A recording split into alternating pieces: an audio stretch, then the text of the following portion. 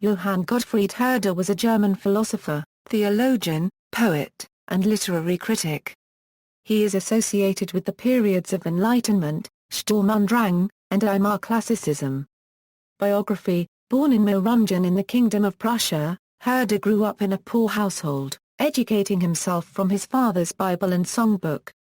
In 1762, an introspective youth of 17, he enrolled at the local University of Karl-Paragraph-Königsberg, where he became a student of Immanuel Kant. At the same time, Herder became an intellectual proto-copyright copyright of Johann Georg Hamann, an intensely subjective thinker who disputed the claims of pure secular reason. Hamann's influence led Herder to confess to his wife later in life that I have too little reason and too much idiosyncrasy, yet Herder can justly claim to have founded a new school of German political thought. Although himself an unsociable person, Herder influenced his contemporaries greatly. One friend wrote to him in 1785, hailing his works as inspired by God. A varied field of theorists were later to find inspiration in Herder's tantalizingly incomplete ideas. In 1764, now a clergyman, Herder went to Riga to teach. It was during this period that he produced his first major works, which were literary criticism. In 1769 Herder travelled by ship to the French port of Nantes and continued on to Paris. This resulted in both an account of his travels as well as a shift of his own self-conception as an author. By 1770 Herder went to Strasbourg, where he met the young Goethe. This event proved to be a key juncture in the history of German literature, as Goethe was inspired by Herder's literary criticism to develop his own style. This can be seen as the beginning of the Sturm und Drang movement. In 1771 Herder took a position as head pastor and court preacher at Bar 1 Korteberg under Count throughout the nation Wilhelm von Schoenberg-Lippe. By the mid-1770s, Goethe was a well-known author, and used his influence at the court of Weimar to secure Herder a position as general superintendent. Herder moved there in 1776, where his outlook shifted again towards classicism. Towards the end of his career, Herder endorsed the French Revolution, which earned him the enmity of many of his colleagues. At the same time, he and Goethe experienced a personal split. Another reason for his isolation in later years was due to his unpopular attacks on Kantian philosophy. Herder was ennobled by the Elector Prince of Bavaria late in life, which added the prefix von to his last name. He died in Weimar in 1803. Works and Ideas. In 1772 Herder published Treatise on the Origin of Language and went further in this promotion of language than his earlier injunction to spew out the ugly slime of the Seine. Speak German, O you German! Herder now had established the foundations of comparative philology within the new currents of political outlook. Throughout this period, he continued to elaborate his own unique theory of aesthetics in works such as the above, while Goethe produced works like The Sorrows of Young Werther. The Sturm und Drang movement was born. Herder wrote an important essay on Shakespeare and a Zug aus einem Briefwechsel 1 Quarterberausien und die Lieder alter war Paragraph LKR published in 1773 in a manifesto along with contributions by Goethe and Justus Mahr Paragraph Ser. Herder wrote that a poet is the creator of the nation around him, he gives them a world to see and has their souls in his hand to lead them to that world. To him such poetry had its greatest purity and power in nations before they became civilized, as shown in the Old Testament, the Edda, and Homer, and he tried to find such virtues in ancient German folk songs and Norse poetry and mythology. After becoming general superintendent in 1776, Herder's philosophy shifted again towards classicism. Herder was at his best during this period, and produced works such as his unfinished outline of a philosophical history of humanity which largely originated the school of historical thought. Herder's philosophy was of a deeply subjective turn, stressing influence by physical and historical circumstance upon human development, stressing that one must go into the age, into the region, into the whole history, and feel one's way into everything. The historian should be the regenerated contemporary of the past, and history a science's instrument of the most genuine patriotic spirit. Herder gave Germans new pride in their origins, modifying that dominance of regard allotted to Greek art extolled among others by Johann Joachim Winckelmann and Gotthold Ephraim Lessing. He remarked that he would have wished to be born in the Middle Ages and mused whether the times of the Swabian emperors did not deserve to be set forth in their true light in accordance with the German mode of thought. Herder equated the German with the Gothic and favoured Darwin Quartier and everything Gothic. As with the sphere of art, equally he proclaimed a national message within the sphere of language. He topped the line of German authors emanating from Martin Oppius, who had written his Aristarchus, Sive de Contemptu Linguae Teutonici in Latin in 1617, urging Germans to glory in their hitherto despised language. Herder's extensive collections of folk poetry began a great craze in Germany for that neglected topic. Along with Wilhelm von Humboldt, Herder was one of the first to argue that language determines thought, a theme that 2 centuries later would be central to the Sapir-Whorf hypothesis.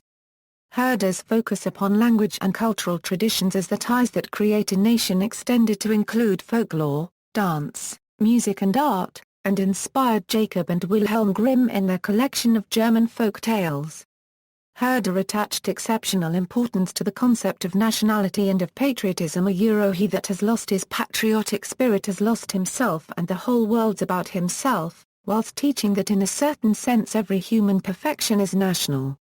Herder carried folk theory to an extreme by maintaining that there is only one class in the state, the Vogt, and the king belongs to this class as well as the peasant.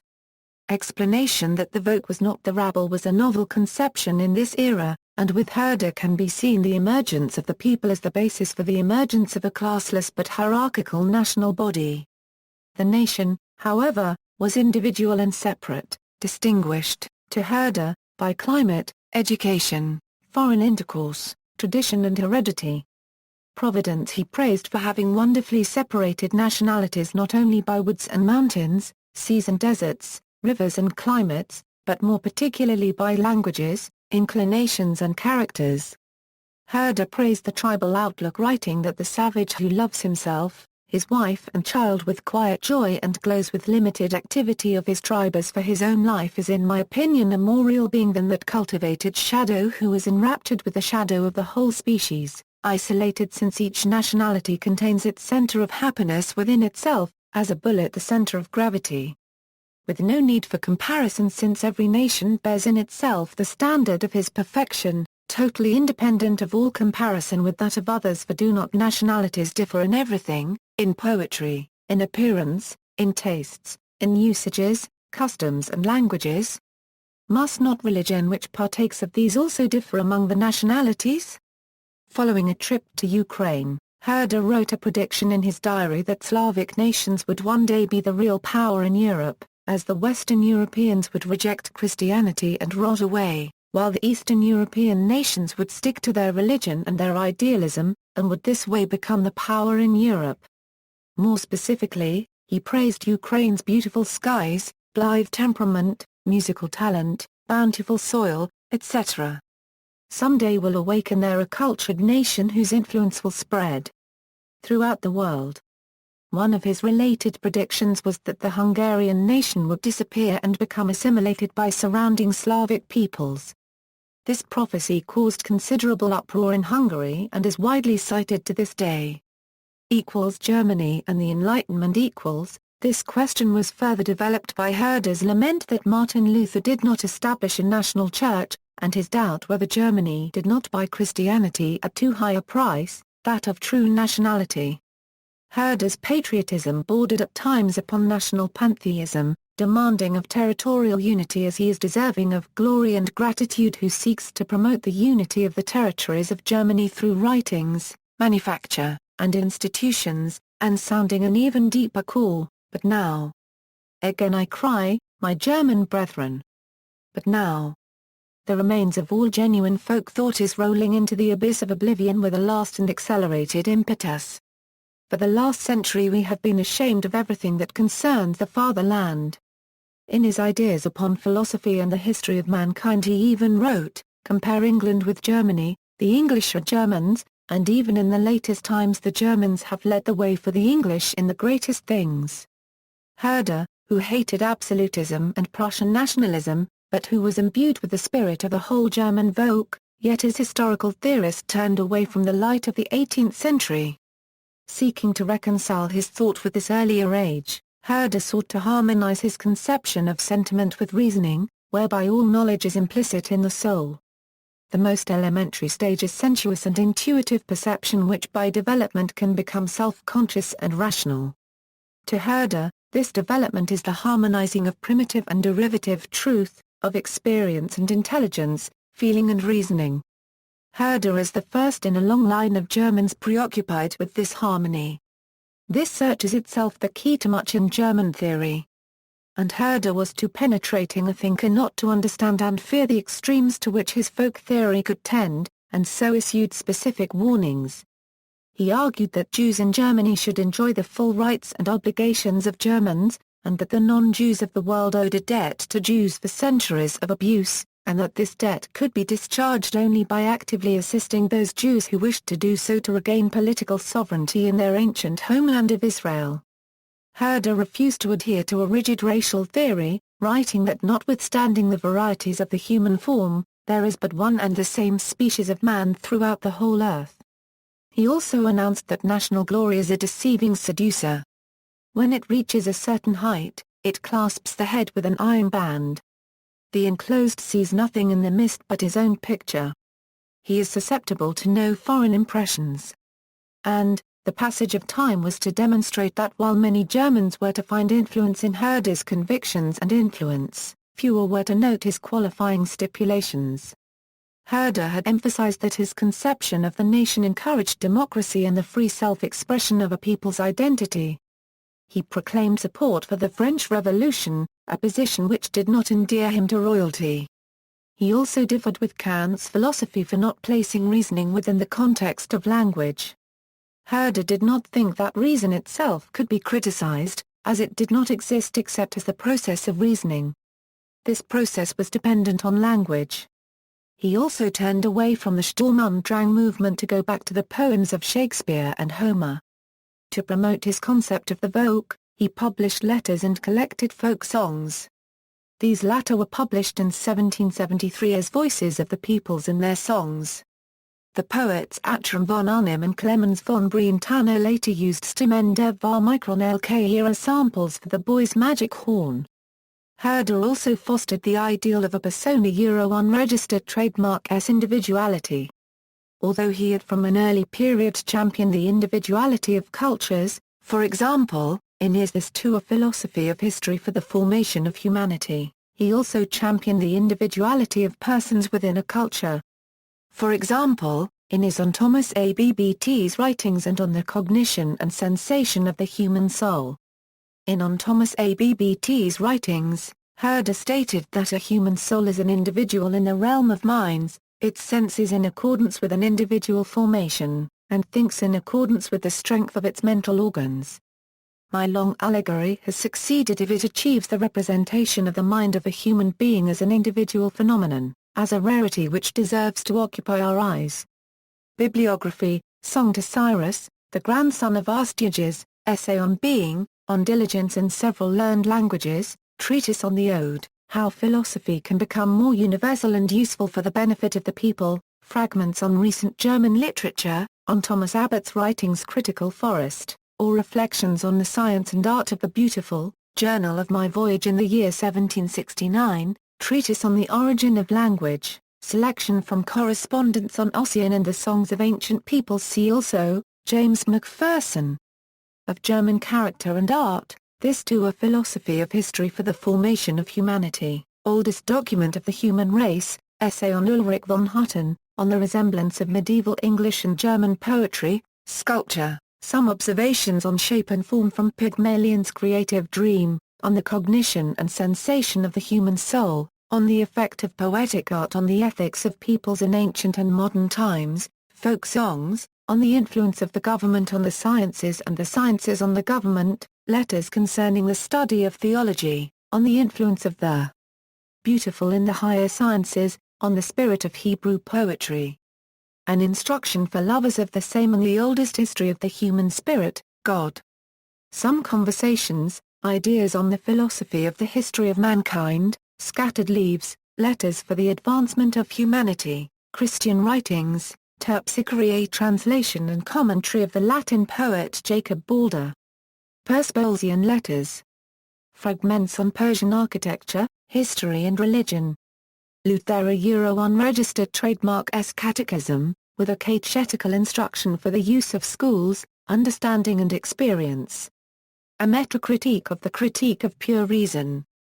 Part I Caligone, Adrasty, Events and Characters of the 18th Century, Outlines of a Philosophy of the History of Man, the Cid. Works in English Selected Writings on Aesthetics. Edited and translated by Gregory Moore. Princeton UP.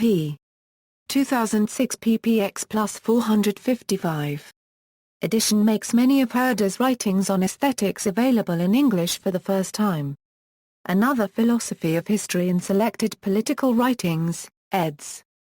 Ioannis D. Origenis and Daniel Pellerin. A translation of Orchain Philosophy and Other Works. Philosophical Writings, ed. Michael N. Forster. The most important philosophical works of the early Herder available in English, including an unabridged version of the Treatise on the Origin of Language and this too a Philosophy of History for the Formation of Mankind. Sculpture, Some Observations on Shape and Form from Pygmalion's Creative Dream, ed. Jason Geiger. Herder's Plastic. Selected Early Works, eds. Ernest A. Menz and Karl Menges. Partial translation of the important text Allgemeine Deutsche Literatur. On World History, eds. Hans Adler and Ernest A. Menz. Short excerpts on history from various texts. J. G. Herder on Social and Political Culture, ed. F. M. Barnard, ISBN 978-0-521-13381-4 Selected Texts, 1. Journal of My Voyage in the Year 1769. 2. Essay on the Origin of Language. 3. Yet Another Philosophy of History. 4. Dissertation on the Reciprocal Influence of Government and the Sciences. 5. Ideas for a Philosophy of the History of Mankind. Herder, Philosophical Writings, ed. Desmond M. Clark and Michael N. Forster ISBN 978-0-521-79088-8 Contents, Part 1. General Philosophical Program, 1. How Philosophy Can Become More Universal and Useful for the Benefit of the People. Part 2. Philosophy of Language, 2. Fragments on Recent German Literature. 3. Treatise on the Origin of Language. Part 3. Philosophy of Mind, 4. On Thomas A. Bbt's writings. 5. On Cognition and Sensation, the two main forces of the human soul. 6. On the Cognition and Sensation, the two main forces of the human soul. Part 4. Philosophy of History, 7. On the Change of Taste. 8. Older Critical Forcelet. 9. This too a Philosophy of History for the Formation of Humanity. Part 5 Political Philosophy, 10. Letters Concerning the Progress of Humanity. 11. Letters for the Advancement of Humanity, Herder on Nationality, Humanity, and History, F. M. Barnard, Herder's Social and Political Thought, From Enlightenment to Nationalism, F. M. Barnard, Oxford, Publisher, Clarendon Press, 1967. A Scene, B0007 JTDEI. See also, Herder Prize. Notes. Further reading, Adler, Hans. Johann Gottfried Herder's Concept of Humanity, Studies in 18th Century Culture 23, 55 €74, Azurmendi, J. 2008. Volksgeist. Harry Gogowa, Donostia, Elkar, ISBN 978-84-9783-404-9. Barnard, Frederick Mechner. Herder's Social and Political Thought. Oxford, Oxfordshire, Oxford University Press. ISBN 0-19-827151-4. Berman, Antoine L. Copyright Prouve d'La Copyright Tranger. Culture et traduction dans l'Allemagne romantique, Herder, Goethe, Schlegel, Novalis, Humboldt, Schleiermacher, Haar Paragraph Glyn, Paris, Gallimard, Essays, 1984. ISBN 978-2-07-07076-9, Berlin, Isaiah, Vico and Herder. Two Studies in the History of Ideas, London, 1976. Herder Today. Contributions from the International Herder Conference, November 5, 8, 1987, Stanford, California. Edited by Müller-Volmer Kurt. Berlin, Walter de Guida 1990. Baum, Manfred, Herder's Essay on Being. In Herder Today, Contributions from the International Herder Conference, November 5, 8, 1987, Stanford, California. Edited by Müller-Volmer Kurt. Berlin, Walter de Guida 1990 pages 126-137. Simon Joseph, Herder and the Problematization of Metaphysics. In Herder Today, Contributions from the International Herder Conference, November 5, 8, 1987, Stanford, California. Edited by Müller-Volmer Kurt. Berlin, Walter de Guida 1990 pages 108-125. Eigers, George. The German Conception of History, the National Tradition of Historical Thought from Herder to the Present. Taylor, Charles, The Importance of Herder. In Isaiah Berlin, a celebration edited by Margaret Edner and Margaret Avishai. Chicago, University of Chicago Press 1991 pages 40-63. Reprinted in, C. Taylor, Philosophical Arguments, Cambridge, Harvard University Press, 1995, pages 79-99. Zomito, John H. Kant, Herder, The Birth of Anthropology. Chicago, Chicago University Press 2002. Zomito, John H., Carl Menges and Ernest A. Menz. Johann Gottfried Herder Revisited, The Revolution in Scholarship in the Last Quarter Century, Journal of the History of Ideas, Volume 71, No. 4, October 2010, pages 661-684, in Project Muse. External links, works by or about Johann Gottfried Herder at Internet Archive, works by Johann Gottfried Herder at LibriVox, Johann Gottfried Herder entry in the Stanford Encyclopedia of Philosophy, Herder Bibliography and more, www. Gottfried Herder, International Herder Society, selected works from Project Gutenberg, texts on Wikisource, Herder, Johann Gottfried von. New International Encyclopedia 1905. Herder. The Nuttall Encyclopedia. 1907. Herder, Johann Gottfried von. Encyclopaedia Britannica 1911. Herder, Johann Gottfried von. The New Student's Reference Work 1914.